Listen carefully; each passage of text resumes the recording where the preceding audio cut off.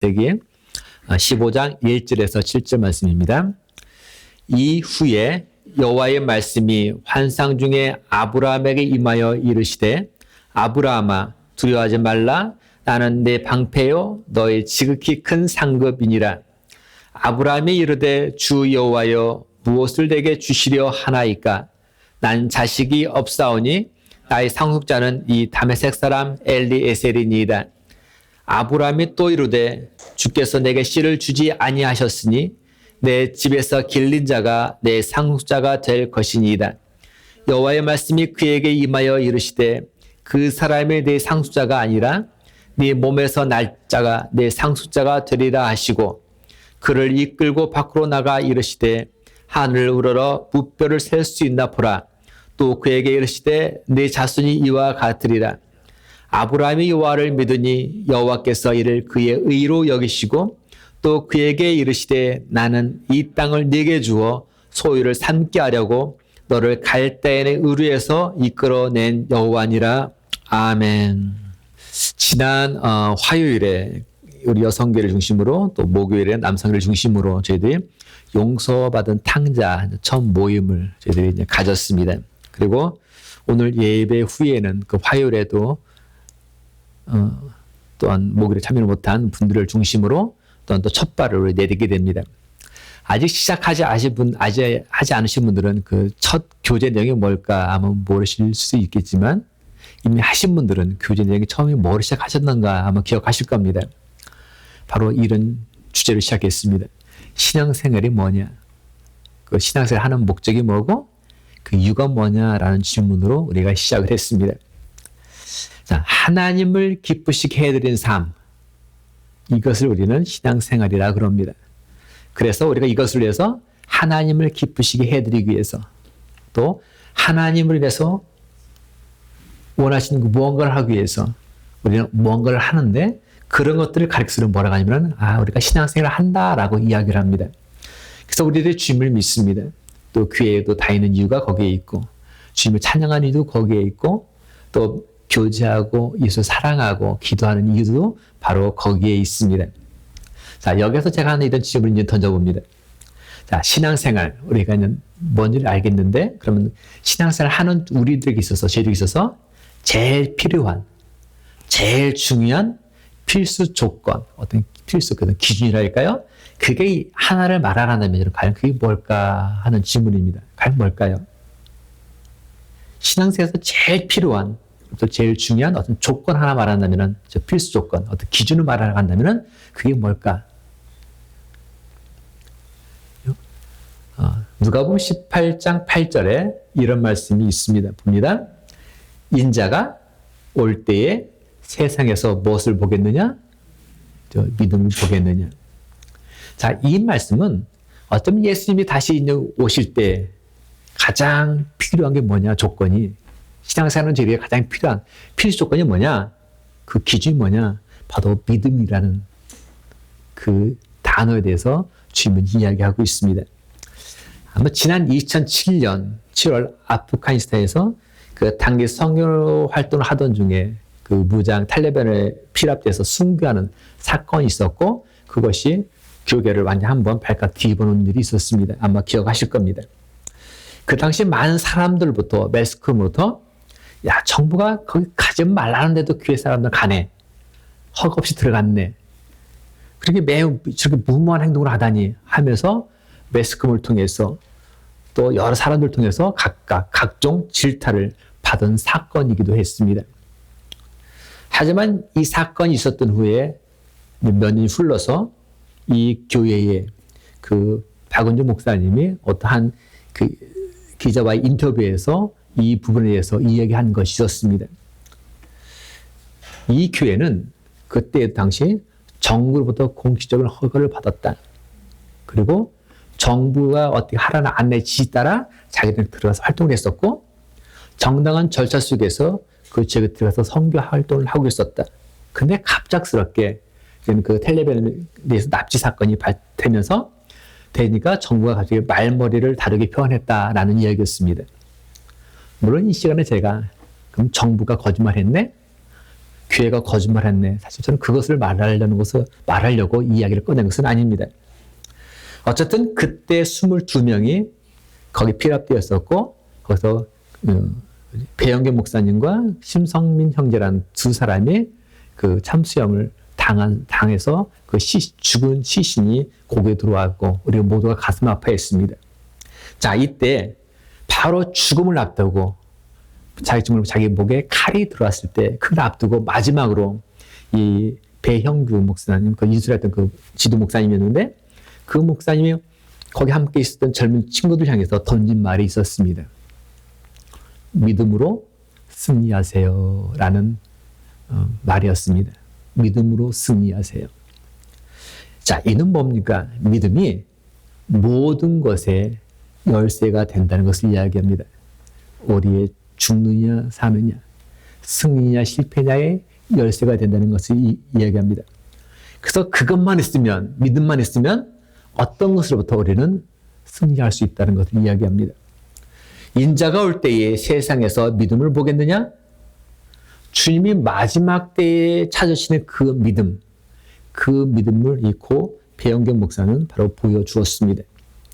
자, 이처럼 죽음 앞에서도 또 버팀목이 되어주었던 그 믿음, 또 신앙생활의 기준이 되는 그 믿음, 도대체 그 믿음이 뭐길래, 그 믿음이라는 것이 도대체 뭐길래 우리를 죽음의 공포 앞에서도 당당하게 맞이하도록 이끄는 걸까요?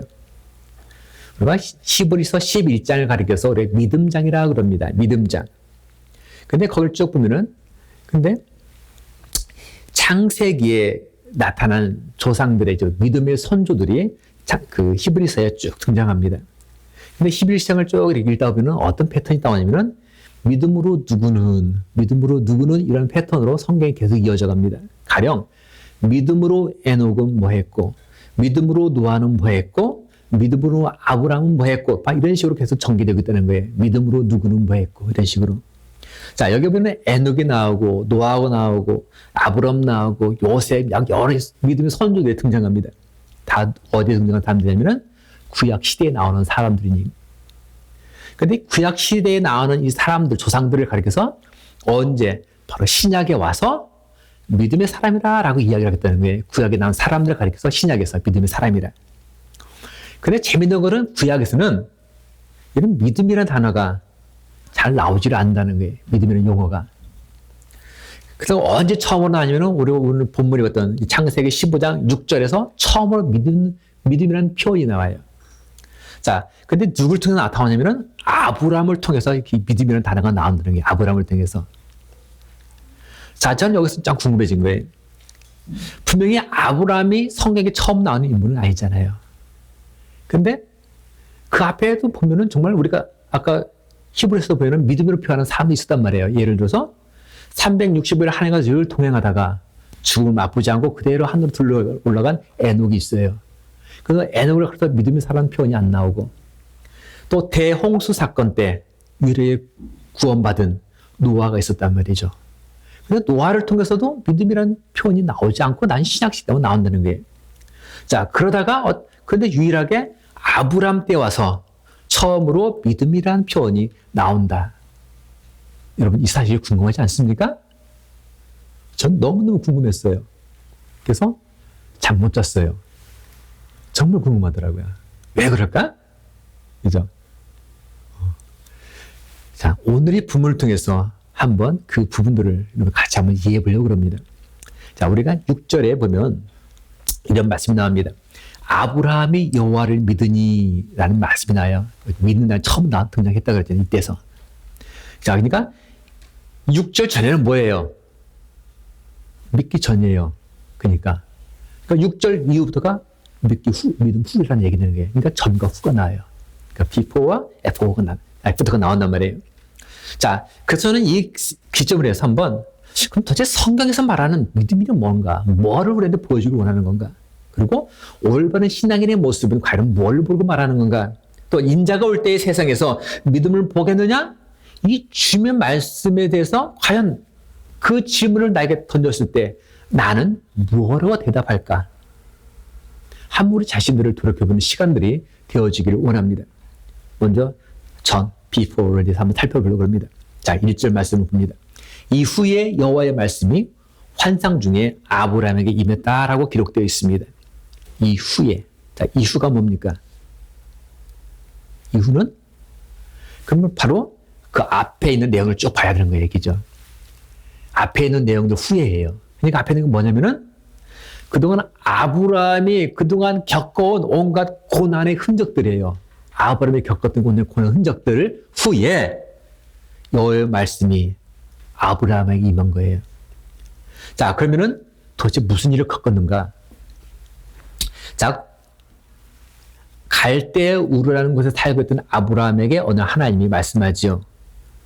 너는 너의 고향 친척과 아버지의 집을 떠나 내가 네게 보여줄 땅으로 가라. 내가 너로 큰 민족을 이루고 네게 복을 주어 내 이름을 창대하게 하리니 이는 너는 복이 될지라. 자, 이렇게 말씀하시는 하나님의 음성에 대해서 아브라함은 크나큰 결단을 내리고 지금 그 고향을 떠납니다. 자, 우리들이 흔히 생각하기로 주님 뜻대로 살기로 했네. 주님 뜻대로 살기로 했네. 주님 뜻대로 살기로 했네. 하나님 뜻대로 살기로 했네. 그래서 하나님이 원해서 가는 길, 하나님 원해서 가는 그 행하는 모든 길. 자, 그런 길은 모든 것이 평탄하고 순리대로 될 것이다 라고 우리는 희망을 갖고 있습니다. 그런데 현실은 어떠합니까? 온갖 파도가 몰아닥치더라는 거예요. 온갖 역경이 그를 찾아옵니다. 자, 그렇게 역경이 찾아와 보니까 어느 순간 어떤 생각이 들면은 정말 의구심이 들어요. 정말 하나님이 계신 거 맞아? 그런 생각이 들 때가 있습니다. 하나님이 계시다면 어떻게 이렇게까지라는 생각이 들 때가 있습니다. 때로는 혼란이 찾아옵니다. 그때 내가 하나님 뜻이라 생각했던 것이 혹시 잘못된 거 아니야? 그냥 내가 내 식으로 그냥 해석한 거 아니야? 그렇게 해서 막 나중에 내 자신도 막 혼란스러워집니다. 아브라함의 삶 여정을 봐도 역시 그의 삶에 이렇게 혼란스러운 여러 상황들이 계속 전개됐던 것을 보곤 합니다. 아브라함 분명히 그는 하나님이 약속하신 땅을 향해서 가면서 가는 곳곳마다 항상 그곳에서 하나님께 예배를 드리는 사람입니다. 또한 평화의 사람입니다. 그래서 이웃과의 맞살 최대를 줄여가면서 화평하게 지내려고 노력했던 사람입니다. 또 그렇게 살아가는 그에게 그 주위에는 그냥 놔두지 않았습니다. 특히 우리 잘 알고 있는 애굽에서 애굽 왕이 보니까 그의 아내 사라가 너무 예쁘거든요. 그래서 살짝 알아봤더니 이 아브라함이 자기가 무서우니까 혹시 자기 목숨을 빼앗을까 봐 거짓말 하잖아요. 내 아내를 아내랑 가지 못하고 우리 누이라. 그래서 이 사라를 궁전으로 들여보냅니다. 그런 사람이 바로 아브라함이었어요. 그러니까 우리가 남편 믿을만은 못하더라고요. 이게 남편이 그냥 당신밖에 없어 그래도 그건 모르는 것 같아요. 근데 바로 아브라함이 그랬단 말이에요. 또한 그의 유일한 혈육 무엇이 있었어요? 그러니까 혈육 하나밖에 없는 혈육인데도 갈등이 쌓입니다.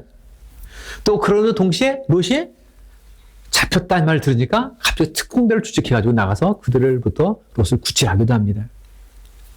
자, 이렇게 온갖 일들이 온갖 사건들이 누구에게? 이 아브라함에게 일어났습니다. 그러나 그 속에서도 아브라함은 확실히 한 가지 붙잡고 있었던 게 있는데 하나님께 약속하셨던 건 아브라함을 통해서 큰 민족을 이루겠다. 그 약속을 그는 기대했습니다. 하지만 아브라함에게서 자녀가 생기지 않았지요. 자, 그러자 급기야 아브라함의 마음에, 아브라함의 심정에 서서히 불안한 마음이 싹트기 시작합니다. 난 나이는 들어가는데 하나님 생기지 않으니까 어찌할까 하면서 불안이 싹트기 시작합니다. 그러면서 점점 어찌할까 갈팡질팡할 때 그때 하나님께서 이렇게 말씀합니다. 아브라함아 두려워하지 말라. 나는 내 방패요. 아브라함이 불안하면서 두려워하는 그 시점에 하나님께서 두려워하지 말라. 나는 네 방패다. 이렇게 말씀합니다.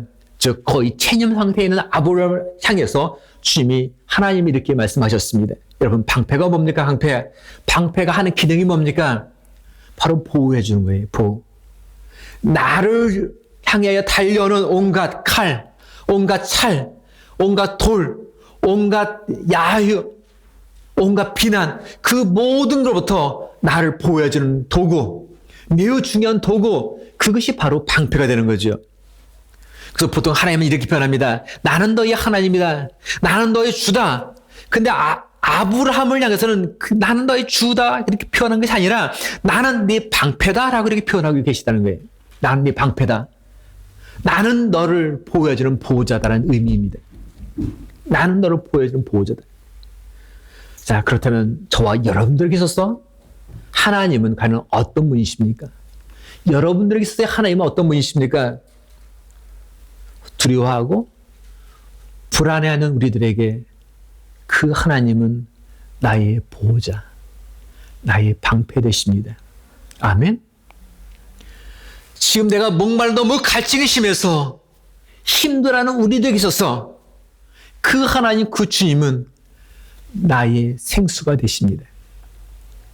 내가 배고파서 허덕여서 죽기 직전에 있는 나를 향해서는 우리 주님은 나의 생명의 떡이 되십니다. 나를 위하는 자 없고 홀로 고독하고 홀로 외로워 있는 처해 있는 나, 어느 누구 하나 나를 향해서 고개 하나 돌려주지 않는 상일지라도 바로 우리 주님은 나의 친구가 되어주십니다. 아파서 내 마음이, 내 심령이, 내 몸이 힘들어할 때 유일한 치료자, 주님은 그 치료자로, 그 의사로 우리 함께 하고 계십니다. 자, 그렇다면 지금 나에게 있어서, 지금 여러분들에게서 주님은, 지금 여러분들에게서 하나님은 과연 어떤 하나님이라고 여러분 고백하고 계십니까? 어떤 분은 보호자, 어떤 분은 생수, 어떤 분은 친구, 어떤 분은 길. 각각 다를 수도 있겠지만 분명한 것, 하나님은 우리 모두의 보호자시요 우리 모두의 방패자시라는 겁니다. 아브라함이 대답합니다. 나는 자식이 없사오니, 나는 자식이 없사오니. 정말 결혼해서 자녀를 갖고 싶지만 자녀를 갖지 못하는 사람들, 그 심정이 어떠할까? 사실 저는 잘 모릅니다. 하지만 주변에서 그 문제 때문에 힘들어하는 고민들을 한 사람들을 많이 본 적이 있습니다. 그분들 가운데 정말 주 앞에 나와서 눈물 흘리며 기도합니다. 주님, 나는 자식이 없사오니. 바로 아브라함이 그 고백을 동일하게 눈물 흘리면서 하고 있습니다. 저는 이 표현처럼 사실 처절한 호소의 고백은 없다라고 느껴집니다. 매우 서글픈 운명의 소유자로서 한탄한 자신의 모습 그대로 드러나는 표현이 그것이 아닐까요? 자, 그런 아브라함을 향해서 하나님이 밖으로 끌어냅니다. 그리고 너희 후손이 어떻게 될지를 하늘의 수많은 별을 보여주면서 말씀합니다. 바로 여기까지 내용이 바로 1절에서 5절까지 말씀입니다. 자, 아브라함의 진정으로 있었던 믿음의 현실이 바로 여기까지였습니다. 바로 믿음을 소유하기 전 비포의 모습입니다. 근데 저는 이 모습을 보면서 희망이 생깁니다.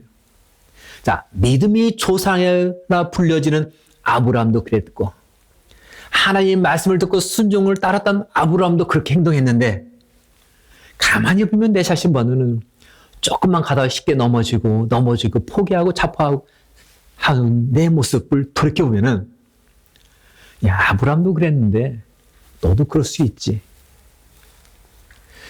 자, 그래. 그렇게 힘든 와중에도 다시 일어나려고 지금 꿈틀거리고 있네? 야, 너 대견하다? 그런 생각이 내 자신의 간혹간혹 들기 때문입니다. 그래서 저는 제 자신을 향해서 이렇게 한번 칭찬해 줘봤습니다. 야, 제신아, 너 정말 멋있다. 이 멋 끝까지 추구하자. 한번 제 자신을 한번 달려봤습니다. 한번 여러분은 어떠십니까? 여러분들은 그런 골고루 없이 그냥 계속 주님 향해서만 달려나가고 계십니까? 아마 어쩌면 우리 모두가 다 아브라함을 보면서 또 하나의 소망을 품고 있을지 모릅니다. 바로 여기에서 우리는 소망이 생깁니다. 자, 이제는 에플터입니다. 그 후입니다. 자, 6절 말씀 다시 봅니다. 6절. 자, 아브라함이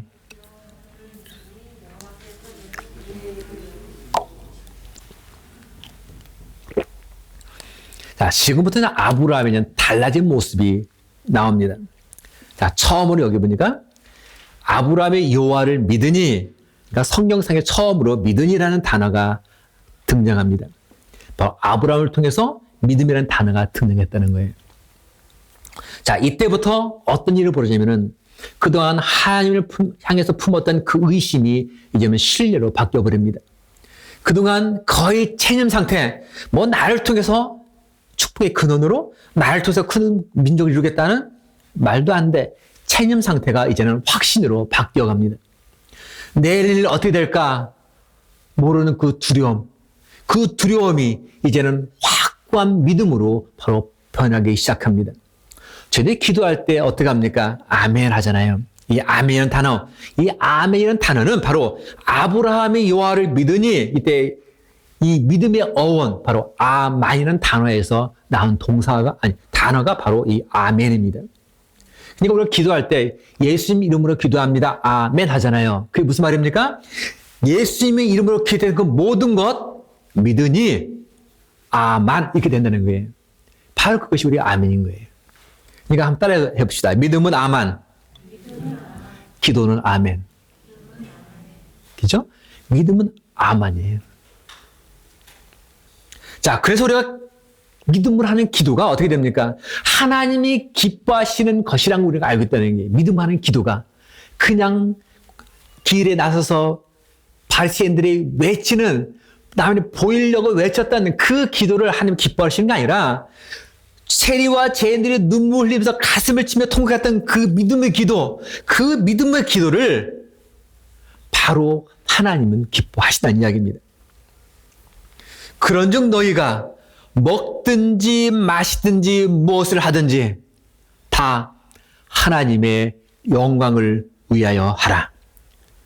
다 하나님의 영광을 위하여 하라. 모든 영광을 하나님께, 모든 영광을 하나님께, 온 마음과 뜻 다해 주 사모합니다. 모든 영광을 하나님께. 우리 같이 한번 해봅시다. 모든 영광을 하나님께, 모든 영광을 하나님께, 온 마음과 뜻 다해 주 사모합니다. 모든 영광을 하나님께. 여러분 아십니까? 바로 이것이 신앙입니다. 모든 영광을 하나님께. 바로 이것이 신앙인의 모습입니다. 6절에 보니까 아브라함의 여호와를 믿으니 여호와께서 이를 그의 의로 여기시고, 여호와를 믿으니 다시 말하면 하나님 안에 내 자신을 견고하게 하니 여호와께서 그를 어떻게 하셨다고요? 의로 여기셨다라고 말씀합니다. 바로 신앙이란 다른 것이 아닙니다. 신앙이란 오직 하나님 안에서 확고하게 일편단심 확고하게 견고히 서 있는 것, 바로 그것을 우리는 바로 신앙이라 그럽니다. 이 우리들이 행하는 어떤 행위, 공적에 우리는 의존하지 않습니다. 단순히 이 모습은 하나님 앞에 확 서는 이 모습, 그것을 의로 여기는 이 모습은 오직 하나님과 나의 관계가 어떠하냐, 그 관계, 그걸 통해서 이루어지는 사실입니다. 우리는 여기서 주목할 사항이 하나 있습니다. 구약에 나오는 구약 성경에 나오는 그 믿음의 성격입니다. 이 아만의 성격입니다. 바로 그것은 구약 성경에서 이 믿음은 항상 어떤 의미로 쓰였냐면 미래에 대한 응답 개념으로 사용했다는 게 미래에 대한 응답. 자, 아직 아브라함은 자녀가 없습니다. 아직 없어요. 아직 자녀를 선물로 받은 것이 아닙니다. 단지 하늘에 있는 수많은 별을 보고서 그렇게 되리라 하나님 말씀을 어떻게 했다는 거예요? 그냥 아만으로 받아들였다는 거예요. 그 자체를 그냥 받아들였다는 거예요. 믿으니. 저희들도 때로는 하나님 주신 말씀을 붙잡고 우리가 기도합니다. 그러면서 이 말씀 가운데 내일을 기대하고 내일을 품으며 살고 있습니다. 아직 현실 속에서 얻은 건 없습니다.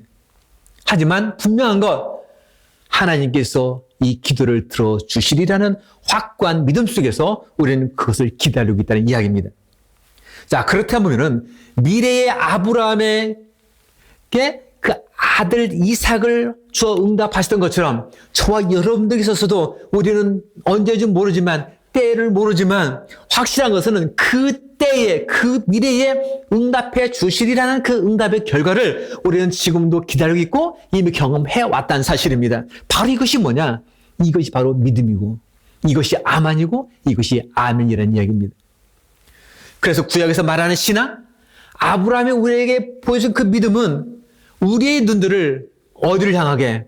바로 미래를 보도록 이끌어준다는 거예요. 꿈은 이루어진다. 우리가 2002년 한일 월드컵에 떠오른 단어입니다. 꿈은 이루어진다. 우리 모두의 가슴을 뜨겁게 읽었던 그 당시 상황. 그러나 정말 꿈이 다 이루어집니까? 그렇지 않다는 거예요. 그러나 분명한 것, 하나님이 우리 각자에게 주셨던 그 꿈, 그 비전, 그것은 이루어지더라는 이야기입니다. 당장 이루어지지 않을지라도, 그렇게 보일지라도 그 꿈을 아만 신앙, 아멘 신앙, 믿으니 그렇게 고백하는 사람들에게는 그것이 꼭 이루어짐으로 기다리고 있다는 이야기입니다. 그렇다 보니까 우리가 이 순간순간 힘들어도 우리는 그를 견뎌낼 수가 있습니다. 지금 내가 부족하도 인내하며 나아갈 수가 있습니다. 때는 우리가 불의가, 때로는 정의가 사라진 것처럼 느낄지라도 우리는 그 가운데서도 기꺼이 기다리며 내일을 품을 수가 있습니다.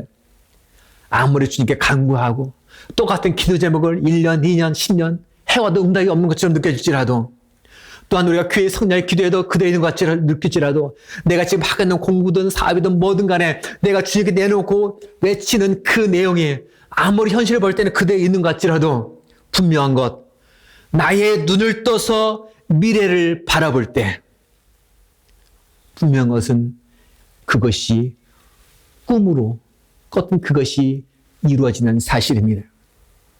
이것이 바로 믿음입니다. 근데 참 놀라운 사실, 하나님은 처음부터 이와 같은 일들을 이루어 가시는 데 있어서 강한 사람을 통해서 이런 일들을 행하지 않으셨습니다. 매우 약자 아브라함을 통해서, 노아를 통해서, 베드로를 통해서, 사마리아 여인을 통해서 하나님 놀라운 일들을 이루어 가셨습니다. 모든 가진 듯한 힘 있는 그 애굽의 왕자였던 모세, 그러나 모세도 궁극적인 것은 모든 걸 다 내려놓고 아무 가진 게 없을 때 그때부터 하나님은 그 모세를 통해서 놀라운 일들을 이루어 가셨습니다.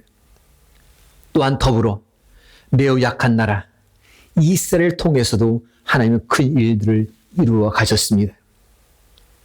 하지만 여기서 공통점이 있습니다. 약한 사람, 약한 나라, 아브라함이든 이스라엘이든 노아든 베드로든 이들의 공통점 사항이 하나 있습니다. 그것은 바로 그것입니다. 그들은 모두가 다 하나님 안에서 견고하게 우리 자기 자신들을 세워 나갔다는 이야기입니다. 아멘. 하나님 안에서 견고하게 내 자신을 세워 나갔다는 것. 우리들이 잘 알고 있는 것처럼 이스라엘은 처음부터 강한 나라는 결코 아니었습니다. 매우 작고 보잘것도 없는 가장 작은 부족이 이스라엘이었습니다. 그냥 이곳저곳 목초지를 찾아서 양떼를 물고 돌아다니는 유목민이 바로 이스라엘이었습니다.